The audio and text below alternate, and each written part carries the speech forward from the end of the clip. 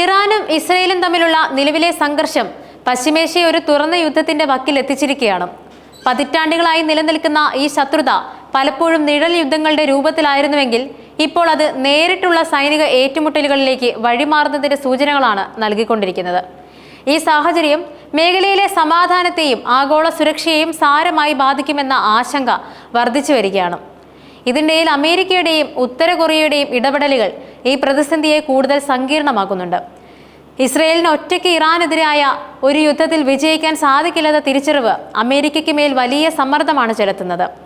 എന്നാൽ ഇസ്രയേലിന്റെ ഏറ്റവും വലിയ സഖ്യകക്ഷിയായ അമേരിക്ക നിർണായക ഘട്ടത്തിൽ ഇടപെടാൻ നിർബന്ധിതരാകുമെന്ന നിഗമനത്തിലാണ് ഇറാൻ തങ്ങളുടെ ആക്രമണ പദ്ധതികൾ ആസൂത്രണം ചെയ്യുന്നത്.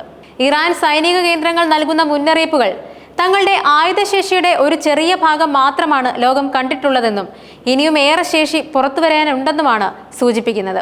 ഇസ്രയേലിനെ സഹായിക്കാൻ വിമാനവാഹിനി കപ്പലുകൾ അയക്കുന്ന അമേരിക്കയ്ക്ക് തങ്ങളുടെ സൈനികരുടെ മൃതദേഹങ്ങൾ നിറഞ്ഞ കപ്പലുകൾ തീരത്ത് അടിയുന്നത് കാണേണ്ടി വരുമെന്ന ഇറാൻ സൈന്യത്തിന്റെ മുന്നറിയിപ്പ് അവരുടെ ദൃഢനിശ്ചയം എത്രത്തോളമാണെന്ന് വ്യക്തമാക്കുന്നുണ്ട്. ഇറാനിയൻ സൈന്യത്തിലെ ഏറ്റവും ശക്തവും സ്വാധീനമുള്ളതുമായ വിഭാഗമാണ് ഇസ്ലാമിക് റവല്യൂഷണറി ഗാർഡ് കോർപ്സ്. ഇറാന്റെ പരമോന്നത നേതാവ് അയത്തുള്ള അലി ഖമേനിയുടെ നേരിട്ടുള്ള നിയന്ത്രണത്തിലാണ് ഈ സേനാ വിഭാഗം പ്രവർത്തിക്കുന്നത്.